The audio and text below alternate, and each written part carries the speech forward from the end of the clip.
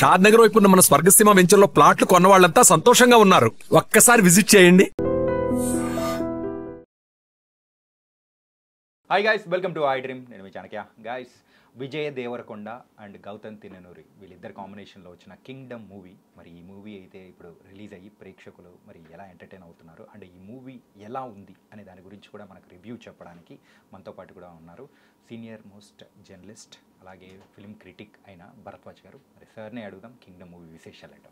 Hi sir. Hi. Kingdom movie సుమారు 2.5 సంవత్సరాల తర్వాత కూడా మరి విజయ్ దేవరకొండ కంబ్యాక్ మూవీ అవుతుందని చెప్పేసి చాలామంది కూడా అనుకున్నారు. అండ్ విజయ్ దేవరకొండ యాక్టింగ్ కానీ ట్రైలర్ అన్నీ చూసిన తర్వాత ఒక ఎక్స్పెక్టేషన్స్ అనేది కూడా హై పెట్టుకున్నారు. మరి ఆ ఎక్స్పెక్టేషన్స్ మ్యాచ్ అయ్యేలా ఉందా? మరి కంబ్యాక్ మూవీ ఇది అనుకోవచ్చా? అంటే ఇద్దరికి కంబ్యాక్ సినిమా కావాల్సి ఉంది. ఇది విజయ్ దేవరకొండకు మాత్రమే కాదు, గౌతమ్ కూడా నిజానికి ఇక్కడ జెర్సీ చేసిన తర్వాత ఆయన హిందీలో చేశాడు ఈ సినిమా. అయితే అక్కడ ప్రాపర్ రిజల్ట్ రాలేదు కాబట్టి తను కూడా ఒకసారి ఆడియన్స్తో కనెక్ట్ కావాల్సినటువంటి పరిస్థితి ఉంది. ఓకే. అయితే ఈ హిందీ జెర్సీ అంటే ఆశించిన ఫలితం రాకపోవడంతో తన్ని తాను పాన్ ఇండియా డైరెక్టర్గా ప్రూవ్ చేసుకోవడానికి ఒక మల్టీ లేయర్డ్ స్టోరీని ఆయన అనుకున్నాడు. ఈ మల్టీ లేయర్డ్ స్టోరీ కోసం ఆయన ఆల్రెడీ పాన్ ఇండియా మార్కెట్లో ఇంట్రడ్యూస్ అయ్యి నోన్ ఫేస్ అలాగే కొంత ఎక్స్పెక్టేషన్స్ ఉన్నటువంటి హీరోగా విజయ్ దేవరకొండని ఎంపిక చేసుకున్నాడు. ఆయన ఎంపిక చేసుకున్న తర్వాత ఈ మల్టీ లేయర్డ్ స్టోరీని ప్రాపర్గా బ్లెండ్ చేసి ఉండాల్సింది. ఆ బ్లెండింగ్లో చిన్న చిన్న గందరగోళాలు జరిగినాయి. ఈ ప్రయాణంలో అంటే ఈ కథని డిజైన్ చేసుకుంటూ అతను చేసిన జర్నీ చూసిన తర్వాత నేను చిన్నప్పుడు ఎప్పుడూ చదివినటువంటి ఒక కథ ఏదో గుర్తొచ్చింది నాకు. దాదాపు 40-60 ఏళ్ల క్రితం చదివిన కథ అది. ఓకే. ఇంకా సార్ అది అంటే ఒక పిల్లవాడు తనకి నచ్చిన వస్తువులన్నీ ఒక సంచిలో వేసుకుంటూ ఆ సంచిని భుజాన వేసుకుని వెడుతూ ఉంటాడు. ఓకే. అలా ఆ ప్రయాణంలో అతను ఈ తనకు నచ్చిన వస్తువులు ఆ సంచిలో వేసుకోవటం అనే పని మీద ఉంటాడు తప్ప సంచి బరువు పెరుగుతోంది అని పట్టించుకోవటం. చివరికి ఆ సంచి బరువు పెరిగిపోయి ఆ బరువుకి కుర్రాడు దాని కింద పడి నలిగిపోయి చచ్చిపోతాడు. ఓకే. ఆ కథ గుర్తొచ్చింది నాకు. ఓకే. అంటే అది ఒక ఆధ్యాత్మికం కోసం చెప్పిన కథ ఆ రోజుల్లో. కానీ ఇతను కూడా ఒక successful movie multi layered story ఒకటి చెప్పాలి అనే ఉద్దేశంలో అనేక అంశాలు ఆ సంచిలో వేసుకుంటూ వెళ్ళిపోయాడు. ఓకే. ఈ బరువు పెరుగుతోంది అనేది ఆయన గమనించలేదు. అంటే సినిమాకు ఒక పరిధి ఉంటుంది. మీరు ఏం చెప్పినా 3 గంటల లోపు చెప్పాలి, లేదు 4 గంటల లోపు చెప్పినా పర్వాలేదు అంటున్నారు ఈ మధ్య. పోనీ దానికి సంబంధించినటువంటి ఒక బౌండరీస్ డిజైన్ చేసుకుని ఆ మధ్యలో ప్రేక్షకులు అనేటువంటి జడ్జెస్ ఉంటారు అని పట్టించుకుని వాళ్ళు ఎక్కడా డిస్కనెక్ట్ అవ్వకుండా కన్ఫ్యూజ్ అవ్వకుండా చూసుకుంటూ ఒక సింగిల్ లేయర్లో వాళ్ళకి కథ చెప్పుకుంటూ వెళ్ళాలి. మీరు మల్టీ లేయర్డ్ స్టోరీ తీసుకోండి, కానీ దాన్ని సింగిల్ లేయర్లో ఆడియన్స్కి కన్వే అయిపోతూ వెళ్ళాలి. ఎక్కడ కన్ఫ్యూజ్ అయినా అంటే ఏ లేయర్లో డిస్టర్బ్ అయినా కానీ మిగిలిన అన్ని లేయర్స్ని డిస్టర్బ్ చేస్తుంది అది. ఓకే. ఎందుకంటే కథ అలా మొదలవుతుంది. ఇక్కడ గౌతమ్ తిన్ననూరికి మొదటి నుంచి ఉన్నటువంటి ఒక ఇమేజ్ ఏంటంటే అతను ఇద్దరు మనుషుల మధ్య ఉండేటువంటి ఒక ఎమోషనల్ బాండింగ్ మీద అద్భుతమైనటువంటి ఒక నెరేటివ్ కల్పించగలడు అనేది ఆయన మీద ఉన్నటువంటి ఒక ఇంప్రెషన్. రైట్. ఆ ఇంప్రెషన్ ఈ సినిమాలో కూడా ఉంది. ఇది అన్నదమ్ముల కథ అంటాడు. అంటే అన్నని తెచ్చుకోవటం కోసం తమ్ముడు పడేటువంటి తాపత్రయము ఇలా ఎస్టాబ్లిష్ చేశారు వాళ్ళు ట్రైలర్ల ద్వారా. ఓకే, ఈ కథలో ఆ ఎలిమెంట్ ఉంది బలంగానే. దాన్ని ఒక మెయిన్ పిల్లర్గా తీసుకున్నాడు. దీనికి ప్యారలల్గా ఒక జాతి తాలూకా సంఘర్షణ కూడా అదొక ఎమోషన్ని తీసుకున్నాడు. ఒక జాతి ఎమోషను అంటే తను ఉన్నటువంటి ప్రాంతం నుంచి తరలి వెళ్ళిపోవాల్సినటువంటి పరిస్థితి ఏర్పడినటువంటి ఒక జాతి, ఆ జాతికి సంబంధించినటువంటి ఎమోషన్ని ఈ సింగిల్ రెండు మనసుల మధ్య ఉండేటువంటి ఎమోషన్ని మిక్స్ చేస్తూ 2 లేయర్లు కథ అనుకున్నాడు.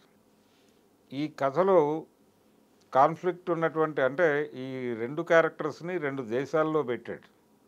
ఈ 2 దేశాలను లింక్ చేయడానికి ఒక దౌత్యపరమైనటువంటి లేయర్ ఒకటి వెళ్ళాడు. ఆ లేయర్లోకి హీరోయిన్ని పట్టుకొచ్చారు. దాంతో ఈ సినిమాలో భాగ్యశ్రీ ఎందుకుంది అనేటువంటి ఒక ప్రశ్న ప్రేక్షకుడికి ఉదయిస్తుంది. రైట్.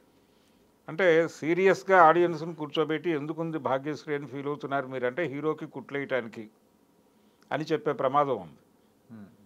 అందుకని ఆ క్యారెక్టర్ బ్లెండ్ అవ్వలేదు కథలో ప్రాపర్గా. అంటే బ్లెండ్ చేయటానికి ప్రాపర్ ప్రయత్నం జరగలేదు.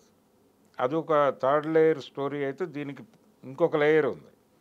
ఆ ఇంకొక లేయరు వీళ్ళు వెళ్ళిపోయినటువంటి ప్రాంతంలో ఉన్నటువంటి స్థానికులు, వాళ్ళు ఈ జాతి మీద చేస్తున్నటువంటి దాష్టీకం, దాని నుంచి బయటపడటం కోసం ఆ జాతి చేసేటువంటి పోరాటం, అదొక లేయర్. అలాగే అవతల వాళ్ళ ఇంట్లో జరిగేటువంటి కథ ఒక లేయర్. ఇలా ఇన్ని లేయర్స్ మధ్య 5-6 లేయర్స్లో కథ పెట్టుకుని దీన్ని ప్రాపర్గా బ్లెండ్ చేయటంలో కన్ఫ్యూజ్ అయ్యి ఫైనల్గా ఆడియన్స్ కన్ఫ్యూజ్ అయ్యి, అంటే ఇందులో ప్రధానంగా ఒక మదర్ సెంటిమెంటు మీద నడపాలి కథని. ఆ మదర్ సెంటిమెంట్ మధ్యలో ఆ దారం తెగిపోతుంది, అది ఏమైపోయిందో కనిపించదు. ప్రేక్షకులు వెతుకుతారు ఏమైంది దారం అని, కానీ దానికి ఆధారం కూడా కనిపించదు అక్కడ. అంటే మీరు క్లైమాక్స్ వచ్చేసరికి అక్కడ ఇంకో గందరగోళం జరిగింది. ఈ సినిమాకి సీక్వెల్ ఉండే అవకాశం ఉంది అన్న టోన్లో ఈ అన్ని లేయర్స్ని టోన్ డౌన్ చేసుకుంటూ అలా తీసుకెడుతూ కొన్ని హుకింగ్ పాయింట్స్ పెట్టుకున్నాడు అక్కడ. అంటే ఇతను ఎవరు, ఎక్కడి నుంచి వచ్చాడు అని పరిశోధించడానికి ఒక క్యారెక్టర్ బయలుదేరుతుంది, ఇతని రూట్స్ వెరిఫై చేయటానికి. రైట్. ఈ రూట్స్ వెరిఫై చేయడానికి వెళ్ళినటువంటి క్యారెక్టర్కి కొన్ని ఆధారాలు దొరుకుతాయి, అది తిరుగు ప్రయాణం అవుతుంది. ఈలోపు ఇతను సామ్రాజ్యాధిపతి అవుతాడు. అదొక అంటే ప్రేక్షకులకు ఒక క్యూరియాసిటీ, అతను వస్తే ఏం జరగబోతోంది అని. అలాగే ఈ మదర్ కన్విన్స్ అయిందా లేదా అనేది ఒకటి. ఈ అన్నగారి తాలూకా వ్యవహారం, ఈ కుటుంబాన్ని అక్కడికి చేర్చాడా లేదా, తల్లిగారి పరిస్థితి ఏమిటి, అంటే వీళ్ళిద్దరి మధ్య ఎమోషనల్ బాండింగ్ ఏర్పడటానికి కావలసిన పునాది బలంగా వేసుకున్నాడు డైరెక్టర్. ఎందుకు ఆ అన్నని తమ్ముడు అంత ప్రేమిస్తాడు, ఎందుకు ఆ అన్న కోసం అంత తప్పిస్తాడు అనటానికి ఒక ప్రాపర్ పునాది అయితే వేసుకున్నాడు. Audience convinced. మిగిలిన అంశాల్లో ఆ శ్రద్ధ కనబడలేదు. ఓకే. ఆ శ్రద్ధ కనిపించకపోవడంతో ప్రేక్షకులకి బయటకు వచ్చిన తర్వాత సినిమా బాగుందని చెప్పాలా, బాలేదని చెప్పాలా, ఏం చెప్పాలి అనేటువంటిది ఒక గందరగోళపు పరిస్థితిలోకి ప్రేక్షకులు నెట్టారు. మీరు ఎన్ని లేయర్స్ అన్నా తీసుకోండి, ఏమైనా చెప్పండి, కానీ ఒక ఏకసూత్రత ఉండి తీరాలి ఖచ్చితంగా. కన్ఫ్యూజ్ అవ్వకూడదు ప్రేక్షకుడు. ఆడియన్స్ని కన్ఫ్యూజ్ చేసే రైట్ ఎవరికీ లేదు. అతను ప్రొడ్యూసర్లను కన్విన్స్ చేశాడు, హీరోని కన్విన్స్ చేశాడు, చాలామందిని కన్విన్స్ చేసిన తర్వాత అది తెరకెక్కింది ఆ లైన్, ఆ కథ. రెండోది ఇంకొక కన్ఫ్యూజన్ ఏంటంటే దీనిలో ఈ కథాకాలానికి సంబంధించినటువంటి గందరగోళం. ఇది 1920లో మొదలయ్యేటువంటి కథ. ఒక ప్రాంతం నుంచి నిర్వాసితులైనటువంటి ఒక ప్రజల కథ. నిర్వాసితులు చేసింది ఎవరు, ఒక సామ్రాజ్యవాదం నిర్వాసితులను చేసింది. ఎందుకు చేసింది అనే దానికి ఒక ప్రాపర్ రీజన్ లేదు అక్కడ. అక్కడ క్వశ్చన్ మార్క్ అనేది కూడా మైండ్లో వస్తూ ఉంటాయి. అది ప్రేక్షకులకు అర్థం కాదు, ఎందుకు నిర్వాసితులు అయ్యారు అనే క్వశ్చనే. అంటే వాళ్ళ నుంచి వీళ్ళకి ఏదో జరిగితే తప్ప వాళ్ళని అక్కడి నుంచి నిర్వాసితులను చేయరు. అంటే బ్రిటిషర్స్ భారతీయుల్ని చంపడం కోసమే ఇక్కడికి రాలేదు, వ్యాపారం చేయడం కోసం వచ్చారు. రెండోది వాళ్ళు ఫస్ట్ వరల్డ్ వార్ అనేది అయిపోయిన తర్వాత భారతీయులతో వ్యవహరించిన తీరులో చాలా మార్పు వచ్చింది. బ్రిటిషర్స్ని చంపినప్పుడు మాత్రమే వాళ్ళు వైలెంట్గా రియాక్ట్ అయ్యారు తప్ప మిగిలిన సందర్భాల్లో వాళ్ళు వైలెంట్గా రియాక్ట్ కాల. ఏ ఇన్సిడెంట్ తీసుకున్నా జలియన్ వాలాబాగ్ జరగడానికి కూడా ఒక రీజన్ ఉంది. కనీసం డయ్యర్ తాలూకా ఇన్ఫ్లుయెన్సు, అతని తాలూకా పర్సనల్ ఎమోషన్స్ ఉన్నాయి. అలాంటిది ఏదో ఒక ఎలిమెంట్ ఉండాలి ఇక్కడ. ఆ ఎలిమెంట్ లేదు. పోనీ జాతి వైరంగా మీరు చిత్రీకరించదలుచుకున్నప్పుడు అక్కడ వాళ్ళ నిర్వాసితుల్ని చేసినటువంటి సామ్రాజ్యవాదము, ఆ ధోరణి, పెట్టుబడిదారీతనము, ఇవి మనల్ని ఇక్కడి నుంచి గెంటేసినాయి. దానికే తిరిగి అవి సఫర్ అవుతున్నాయి ఇంకో చోట. ఇది ప్రపంచవ్యాప్తంగా ఉన్నదే. రవి అస్తమించని బ్రిటిష్ సామ్రాజ్యం వలన మనం గెంటి వేయబడ్డాం. ఇప్పుడు మోడర్న్ సొసైటీలో కూడా మన బతుకులు ఇలాగే ఉన్నాయి కాబట్టి దాని మీద పోరాటం చేయాలనేది ఒక లేయరు అనుకుంటే అక్కడికి అదొక ఏకసూత్రత వచ్చి ఉండేది. అది లేదు దీనిలో. అది అసలు ఎందుకు వాళ్ళు ఇక్కడికి వచ్చారు, ఎందుకు ఫైట్ చేస్తున్నారు, వాళ్ళ దేవుడిని ఎందుకు కొలుస్తున్నారు, అది కేవలం ఒక ఫోక్ ఎలిమెంట్ ఉండాలి కథలో అని ఒక ఫోక్ ఎలిమెంట్ కోసం ఆ ముక్క తీసుకున్నాడు తప్ప దానికి ఇంకో పర్పస్ ఉంటుందని డైరెక్టర్ అనుకోలేదు. మేబీ సెకండ్ పార్ట్ కోసం అని చెప్పేసి దాచిపెట్టారని కూడా అనుకోవచ్చేమో. లేదు లేదు, అట్లా అంటే దీనిలో ఆ ప్రామిస్ చేయాలి, ఆ లీడ్స్ ఇచ్చుకుంటూ వెళ్ళాడు. ఈ ఈ పాయలన్నీ తీసుకెళ్ళి అల్లి ప్రేక్షకుల ముందు పెట్టి మీరు ఊహించుకోండి అని చెప్పి ఒక కన్క్లూజన్ ఇస్తాడు. ఏ ఊహించుకోవాలి, ఊహించుకోవడానికి ఎందుకు రావాలి అసలు థియేటర్కి ప్రేక్షకుడు?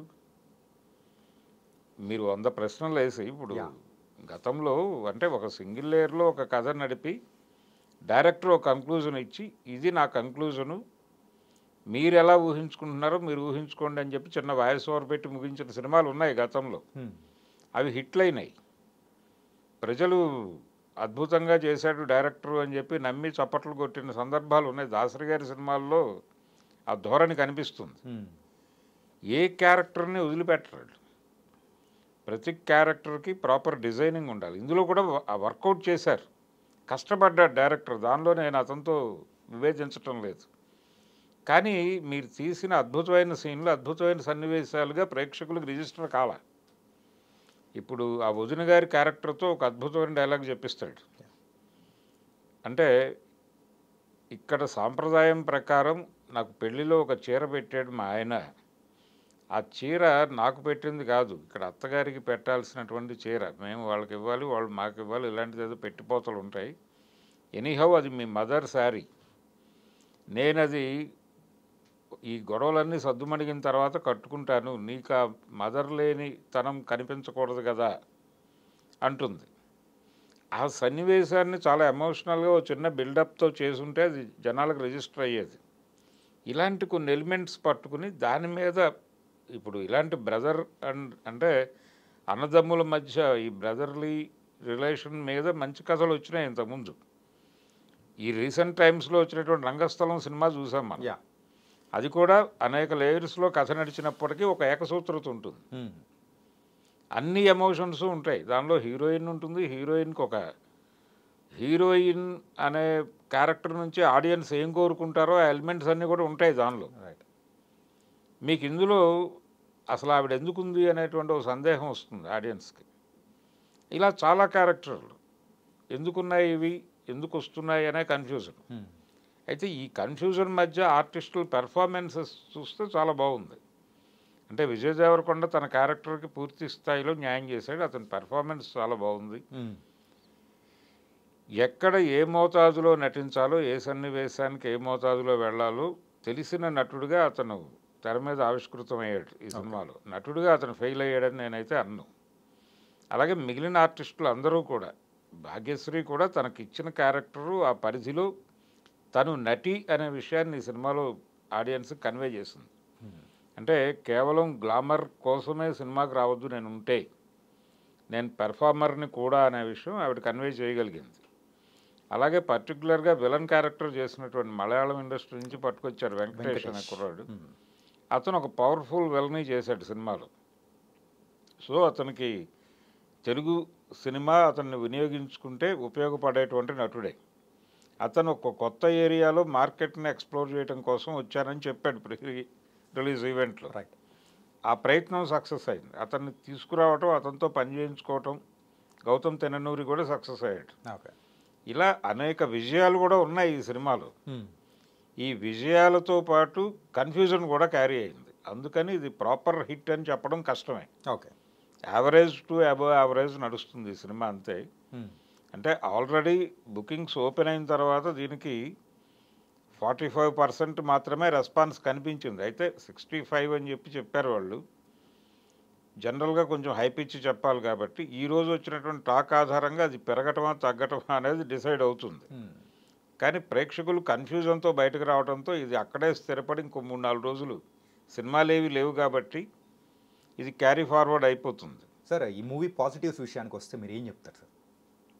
పాజిటివ్ అంటే డైరెక్టర్ గారు ఒక బిగ్ స్కేల్లో ఒక కథ చెప్పాలి అనుకున్నాడు. ఆ బిగ్ స్కేల్లో సినిమా చెప్పడానికి న్యాచురల్ లొకేషన్స్లోకి వెళ్ళాడు.